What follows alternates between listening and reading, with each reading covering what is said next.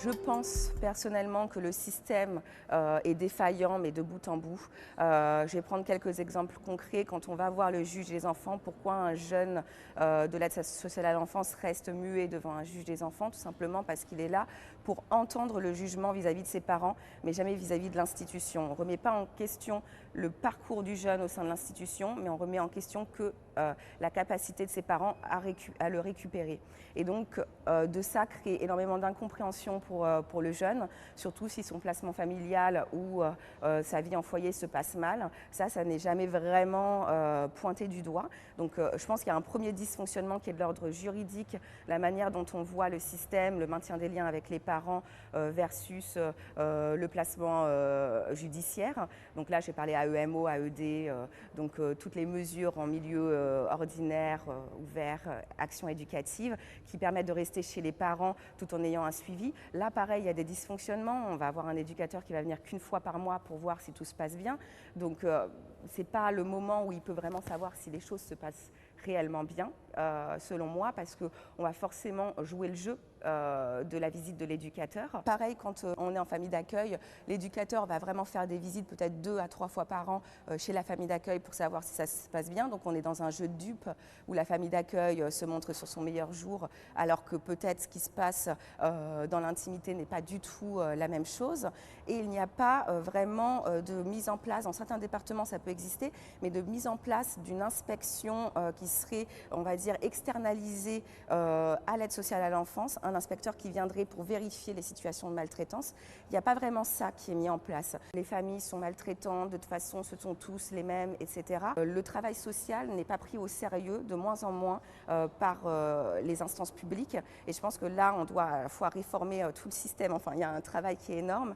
Peut-être que l'État devrait reprendre la protection de l'enfance pour que tous les départements, et ne pas laisser cette compétence aux départements, parce qu'on voit qu'il y a des traitements différents aussi. Moi, mon avis, oui, ça serait que l'État devrait reprendre la protection de l'enfance. Ma recommandation, c'est comprendre déjà qu'est-ce que c'est que le droit de l'enfant. Le droit de l'enfant, c'est la Convention internationale des droits de l'enfant, c'est le droit à l'écoute, le droit au même traitement.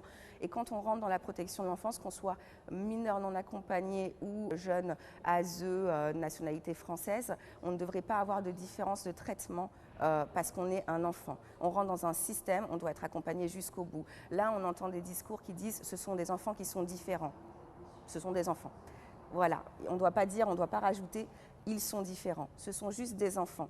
Chaque enfant est différent. Alors qu'on ne parle pas la langue, ce n'est pas ça qui devrait prendre, en fait, en tout cas, changer la manière dont on met en place des politiques publiques à ce niveau-là. Tous les êtres humains trébuchent un jour sur la vérité.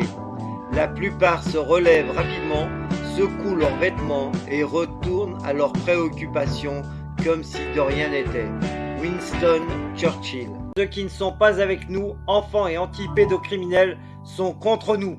Pour triompher, le mal n'a besoin que de l'inaction des gens de bien. Des enfants sont détruits, violentés, violés et morts de par votre passivité.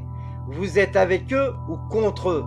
Pour les pédos ou anti-pédos? Les terroristes comme Mera, les frères Kouachi, Nemouche, etc., les délinquants violeurs d'aujourd'hui, de demain, sont aussi les fruits de la pieuvre via l'aide sociale à l'enfance. Des centaines de milliards d'euros ont alimenté les pédocriminels de l'aide sociale à l'enfance et complices. Et ça continue avec vos impôts. Les audiences concernant des enfants innocents se font dans des huis clos sans public. Les enregistrements vidéo ou sonores y sont interdits. Pourquoi?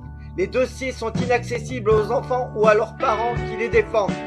Pourquoi cette opacité? Pourquoi cette injustice de la justice pour des enfants innocents qui les pousse à être violés, violentés et à la mort? Les impliqués, magistrats, membres de l'aide sociale à l'enfance, etc. dans les dossiers d'enfants innocents ne veulent pas remplir des attestations sur l'honneur dans l'intérêt des enfants en lesquels ils certifient ne pas transgresser les lois, donc respecter les lois. Pourquoi refusent-ils de confirmer leurs actes? Si la pieuvre agite impunément depuis une quarantaine d'années, cela est dû à l'absence de médiatisation et à la désinformation qui fait que les médias ou politiques qui ont évoqué le sujet parlent de dysfonctionnement de l'aide sociale à l'enfance, soit trouble dans le fonctionnement, ce qui est mensonger. Un dysfonctionnement rénal ou d'appareil est traité et réparé dans les heures, jours qui suivent.